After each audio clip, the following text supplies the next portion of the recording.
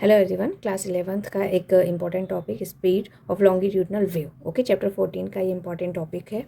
तो हम देखते हैं speed of longitudinal wave. Two types की वेव होती है, लॉन्गिट्यूडनल एंड ट्रांसवर्स। वो हमने पढ़ी है। लॉन्गिट्यूडनल में क्या होता है, जो मीडियम के पार्टिकल्स हैं वो वेव की डायरेक्शन के साथ में प्रोपेगेट करते हैं, along the direction of wave propagate करते हैं। ठीक है, in longitudinal wave the constituents of the medium oscillate forward and backward. ठीक है, आगे पीछे मूव करते हैं और वेव इस डायरेक्शन में, सेम डायरेक्शन में प्रोपेगेट होती है, in the direction of propagation of wave. Okay, sound wave travel in form of compression and refraction, ये हमें पता है। साउंड वेव जो है, लॉन्गिट्यूडनल वेव के एग्जांपल्स क्या हैं, साउंड वेव। ओके, और साउंड वेव में क्या प्रेजेंट होता है, कंप्रेशनल एंड रेफ्रेक्शन। ओके, क्योंकि पार्टिकल्स क्या करते हैं, बैक एंड फोर्थ मोशन करते हैं। ओके, तो कंप्रेशन एंड रेफ्रेक्शन के कारण क्या प्रेजेंट होता है वहाँ पर, प्रेशर। ओके, तो हम यहाँ पर बल्क मॉड्यूलस लेंगे। ठीक है, स्पीड ऑफ साउंड में हम जो एलिमेंट यूज करने वाले हैं that is the bulk modulus, because of the compression and refraction present in the speed of longitudinal wave. Okay, तो चलिए बल्क मॉड्यूलस जब आप लेंगे, बल्क मॉड्यूलस, ठीक है, बल्क मॉड्यूलस क्या होता है ये हमें पता है। बल्क मॉड्यूलस को बी से रिप्रेजेंट करते हैं और बी इज इक्वल्स टू होता है minus del P divide by del V by V. Okay, इसी पार्ट 2 में हमने ये फॉर्मूले पढ़े थे। ठीक है, अब देखिए, where where del P is the change in pressure, change in pressure. Okay, del P क्या है, change in pressure, and del V by V is the compressional और we can say volume strain, volume strain. ठीक है, change in volume divide by time.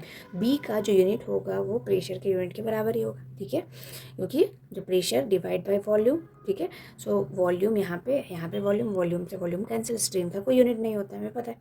Okay, चलिए अब आपको ये पता होना चाहिए कि जो स्पीड ऑफ लॉन्गिट्यूडनल वेव है, यानी कि स्पीड ऑफ साउंड है, ये सॉलिड, लिक्विड एंड गैस तीनों में हो सकता है, बट सबसे ज़्यादा जो स्पीड होती है साउंड की वो सॉलिड और गैस में होती है। Okay, sorry, solid and liquid में होती है, गैस में सबसे कम होती है। ओके, गैस के कंपैरिजन में सॉलिड और लिक्विड में साउंड की स्पीड ज़्यादा होती है। क्यों?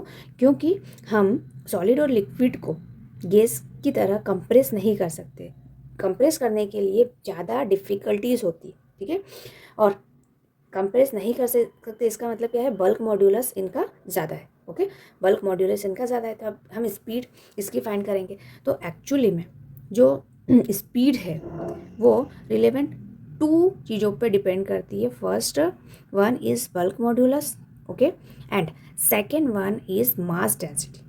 Okay, second one is mass density. तो जो आपका ये जो लॉन्गिट्यूडनल वेव है, longitudinal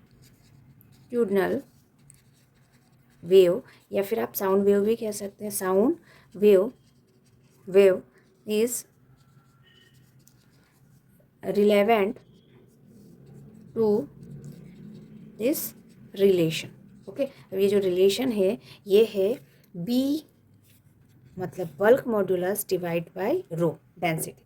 okay, bulk modulus divide by density. Okay, bulk modulus यानी कि प्रेशर, प्रेशर का डायमेंशन फॉर्मूला क्या होगा, ml-1 T-2। Okay, and rho means mass density, और रो का डायमेंशन फॉर्मूला होगा L-3।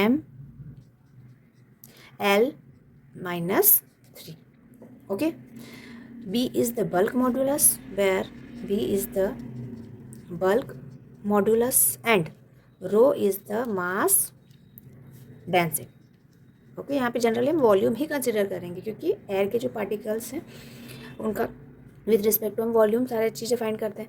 So B by rho is equals to, जब हम इस डायमेंशन फॉर्मूले को सॉल्व करेंगे तो एम से एम तो कैंसिल हो जाएगा, यहाँ पर एल की पावर 2 एंड टी की पावर -2 बचा। ठीक है, इसे जब आप कॉमन पावर करेंगे तो एल टी -1 और उसकी पावर 2 और एल टी -1, ये किसका डायमेंशन फॉर्मूला होता है, यस, वेलोसिटी का। स्क्वायर होगा तो वेलोसिटी का स्क्वायर। ठीक है, so v is equals to √b by rho. v की वैल्यू कितनी आई है, b बाई रो। इसका मतलब जो वेलोसिटी ऑफ साउंड है in air that is √b by rho. Okay, bulk modulus divide by mass density. Okay, this is speed of sound, speed of sound in air, ठीक है। अब स्पीड ऑफ साउंड अगर solid में find करना है तो B के place पे यंग मॉड्यूलस हो जाएगा। v इज इक्वल्स टू, अगर मैं यहाँ पे y अपॉन रो करूँ, ठीक है, so this is the speed of sound in solid, speed of sound in solid, ठीक है, क्लियर। अब देखिए, अगर हम आइडियल गैस की बात करें, किसकी बात करें, आइडियल गैस इक्वेशन की बात करें, तो आइडियल गैस इक्वेशन के लिए ये फॉर्मूला होता है आपके पास P V is equals to N R T. तो यहाँ पर बुक में आपका के पी टी लिखा हुआ है, के बी टी या एन आर टी, इन ये तीनों जो चीज़ें हैं ये कॉन्स्टेंट है।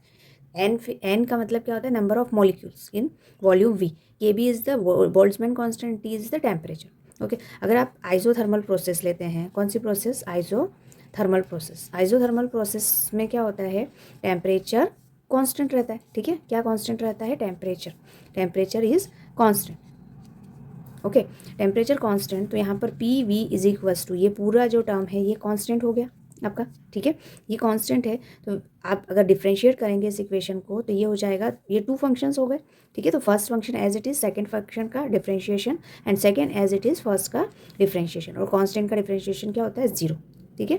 तो आपके पास यहाँ जो p की वैल्यू आई है वो आई है del p divide by del v by v, ठीक है। ये पॉजिटिव टर्म को हमें इधर ले लिया तो नेगेटिव हो गया, ओके। यानी कि जो इक्वेशन फर्स्ट है minus del p divide by del v divide by v, इसके प्लेस पे हम क्या लिख सकते हैं, p, ठीक है। यानी कि ये जो आपकी वेलोसिटी है, वेलोसिटी b बाई रो है, इसके प्लेस पे हम p बाई रो लिख सकते हैं for ideal gas, okay, that is change in p by rho, okay. ये एक नया फार्मूला जनरेट हो गया, ठीक है। ये वाला जो फार्मूला है ये एक न्यू फार्मूला जनरेट हो गया, और ये किसने दिया था, न्यूटन। तो इसको फर्स्ट ये न्यूटन ने दिया था, तो इसे न्यूटन्स फार्मूला कहते हैं, क्या कहते हैं, न्यूटन्स फार्मूला, क्लियर है, this is the Newton's formula, okay. Now इसी क्वेश्चन पे बेस्ड, इसी टर्म, इसी फार्मूले पे बेस्ड एक क्वेश्चन करते हैं, एग्जाम्पल करते हैं हम, ओके। नाउ एग्जाम्पल नंबर 14.4, ठीक है। इसमें हमें फाइंड क्या करना है, स्पीड ऑफ साउंड, मतलब v की वैल्यू को फाइंड करना है, ओके। एंड फॉर्मूला आपको अभी जो आपने डिराइव किया ये वाला फॉर्मूला लेना है, p बाई रो, डेंसिटी, ठीक है, p is the pressure and rho is the density, ये पूरा अंडर रूट में है। अब आपको क्वेश्चन में ये दिया हुआ है स्पीड ऑफ साउंड फाइंड करना है at standard temperature and pressure, okay. Standard temperature and pressure यानी कि जो प्रेशर है वो आप एटमॉस्फेरिक प्रेशर लेंगे, और इसकी वैल्यू होती है 1.01 into 10⁵, okay, newton per metre square, और we can say pascal. And कितना मास, कितना है, mass of 1 mole, okay, 1 mole of air is 29.10⁻³ okay. तो मास जो है आपका 29.0 इंटू 10⁻³ kg है, okay, this is the mass, okay. 1 mole है, तो 1 मोल को अगर आप लीटर में लिखें, 1 मोल को अगर लीटर में लिखें, that is equal to 22.4 litre, okay, ये लीटर होता है। और लीटर को अगर मीटर क्यूब में, क्योंकि लीटर जो है ये ऐसा यूनिट, सॉरी सिंपल यूनिट है किसकी, वॉल्यूम की, तो हम वॉल्यूम को मीटर क्यूब में कन्वर्ट कर लेते हैं। 22.4 लीटर को अगर आप मीटर क्यूब में कन्वर्ट करते हैं तो 10⁻³ से मल्टीप्लाई करना होगा, और ये हो जाएगा मीटर क्यूब में। तो आपका जो वॉल्यूम है वो ये आ गया, ठीक है, वॉल्यूम क्या आ गया ये। तो ये जो डेंसिटी है, मास डेंसिटी, ये फाइंड आउट हो सकता है आपका मास डेंसिटी। मास डेंसिटी को रो से यहाँ पे हमने डिनोट किया, रो इज इक्वल्स टू क्या होता है mass density, mass upon volume, okay. Mass कितना है आपका, मास है आपका 29.0 इंटू 10⁻³ और वॉल्यूम है 22.4 इंटू 10⁻³ -3 से -3 कैंसिल हो गया। तो रो की जो वैल्यू है आपके पास, दैट इज इक्वल टू, इसे कैलकुलेट करेंगे तो 1.29 kg/m³, ये रो की वैल्यू आ गई, ठीक है। रो की वैल्यू और पी की वैल्यू है एटमॉस्फेरिक प्रेशर, ये दोनों इस फॉर्मूले में पुट कर देंगे। So speed of sound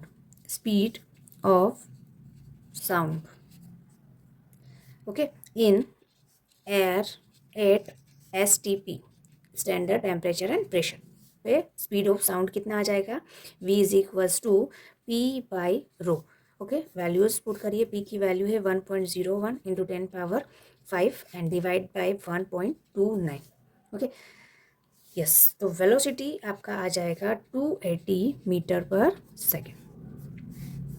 but हमें ये पता है कि जो स्पीड है साउंड की स्पीड है वो एयर में होती है अप्रोक्स 331 के अराउंड। ओके, कितनी होती है? 331 के अराउंड। तो ये थोड़ा सा जो चेंजेस है ये कैसे आया, ठीक है। तो इसी पर बेस्ड है लाप्लास करेक्शन, एक important very very important theory in this chapter, that is Laplace correction. Okay, Laplace correction, ठीक है। अभी जस्ट आपने एक फार्मूला लिखा था, कौन सा फार्मूला लिखा था? वेलोसिटी का। वेलोसिटी का अभी आपने स्पीड ऑफ साउंड, ठीक है, इन एयर, अभी हमने ये फार्मूला लिखा था v इज इक्वल्स टू क्या होता है? p by rho.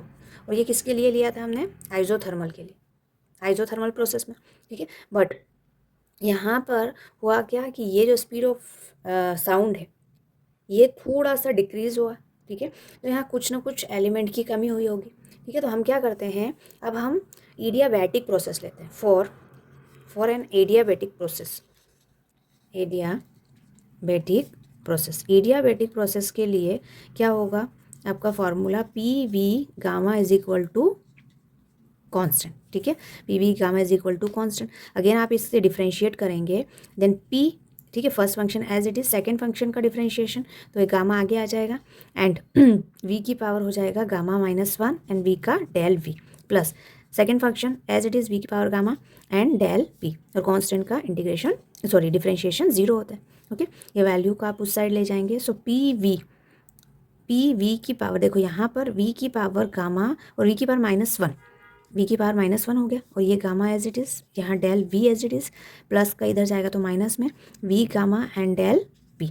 Okay, so P V gamma and यहाँ पर वी डिवाइड में चला जाएगा, okay, into gamma del V is equals to minus V power gamma del V power gamma से V power gamma ये कैंसिल हो जाएगा आपका।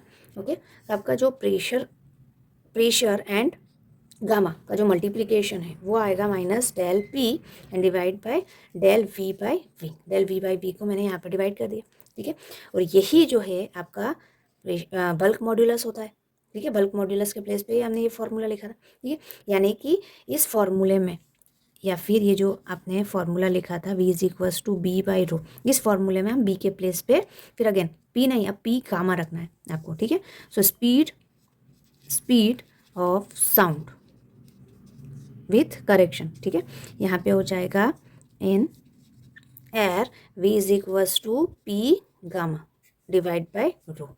Okay, this is the correct equation and gamma is equals to 7/5 for air. अगर आप 7/5 रखें, p की value ये रखें, ठीक है, रो की वैल्यू अगेन 1.29 रखेंगे, तो जो वेलोसिटी आएगा आपका p के प्लेस पे आप क्या रखेंगे? 1.01 इंटू 10⁵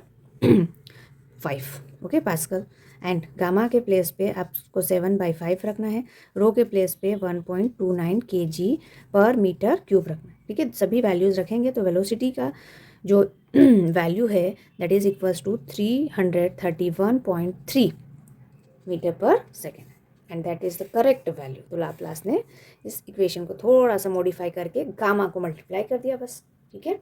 आई होप आपको ये क्लियर हुआ होगा। ओके।